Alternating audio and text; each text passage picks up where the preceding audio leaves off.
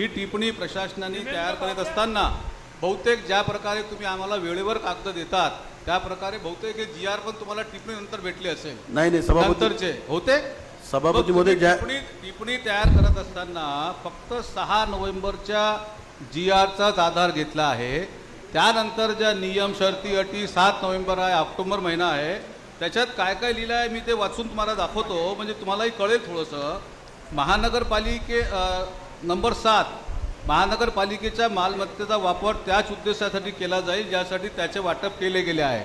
माझ्या माहितीप्रमाणे आपण जी टिप्पणी इथे दिलेली आहे याचा जर आपण सर्वे केला असेल तर निम्म्यांपेक्षा जास्त दुकानं हे दुसऱ्यांना हस्तांतरित करण्यात आलेले आहे.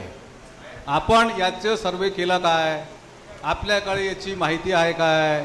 ज्या दुकानदारांसोबत आपण करारनामा केला आहे त्या प्रत्येक दुकानदारांना तुम्हाला प्रत्येक 3 वर्षात ॲफिडेव्हिट दिला आहे काय? पहिला प्रश्न.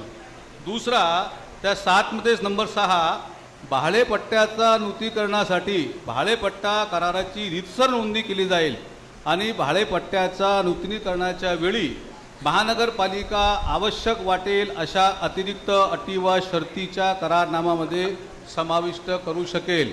आपण काही नवीन अटी शर्ती त्याच्यात केली आहे काय?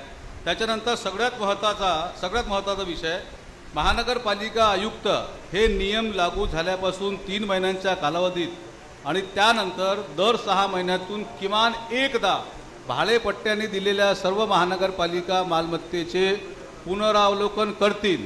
या मालमत्तांची तपशीलवार माहिती महानगरपालिकेच्या अधिकृत संकेतस्थळावर सार्वजनिक डोमेनमध्ये उपलब्ध असेल. हाय काय सार्वजनिक डोमेनमध्ये उपलब्ध प्रत्येक भाडेकराची माहिती आपल्याला.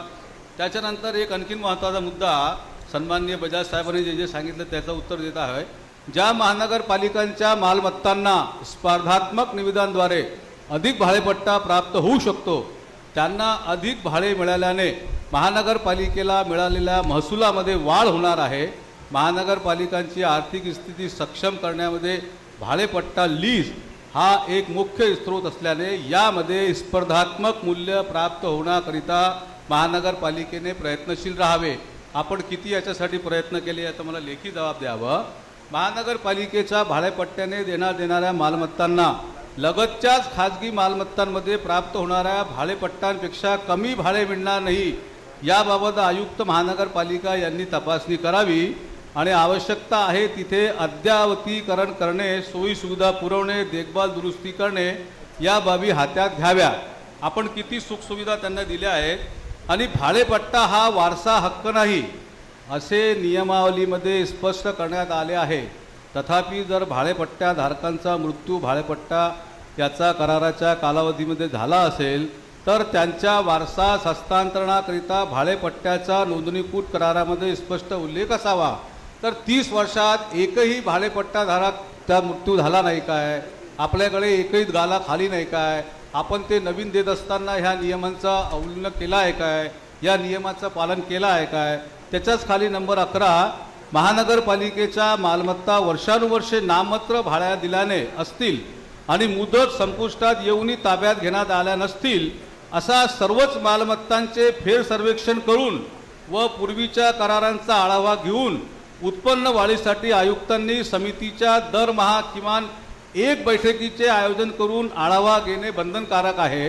आणि सगळ्यात शेवटी महानगरपालिकेस आर्थिक नुकसान होईल अशा रीतीने भाडेपट्टा बांधा वापरा BOT जे सन्माननीय महोदयांनी सांगितलं वापरा आणि हस्तांतरित कसा असे करार झाले असतील तर ते कायदेशीर सल्ला घेऊन निरस्त करावेत. स्पष्ट ह्याच जिआरमध्ये उल्लेख आहेत, आम्ही काही बोलत नाहीत. याचे किती नियमांचे पालन झाले आहेत आपण. आणि राजकमल चौकात बाजार मूल्य लिहिलं आहे, रेडी रेकनर नाही. राजकमल चौकात बाजार मूल्य 2 रुपये 0.7% म्हणजे तिथे बाजार मूल्य 70 रुपये स्क्वेअर फूट आहे. सगळं नाही सर, सभापतीमध्ये बाजार मूल्य हा वेगळा विषय आहे. हा नाही, भाडा आपण दर ठरवून टिप्पणी दिली आहे ना आम्हाला. त्याच्यात एकच ओळीचं तुम्ही वारंवार सपोर्ट केला आहे का दुप्पटपेक्षा जास्त नसावेत. पण दुप्पटपेक्षा जास्त नसावेत अशा वेळेस 52 अटी शर्ती नियम आहेत. त्या 52 अटी शर्ती नियमांचा आपण एकही ठिकाणी पालन नाही केला आहे. सभापती महोदय, समितीसमोर सगळा हा विषय जो आपण जो म्हटला आहे समितीसमोर हा सगळा विषय मांडण्यात आलेला होता.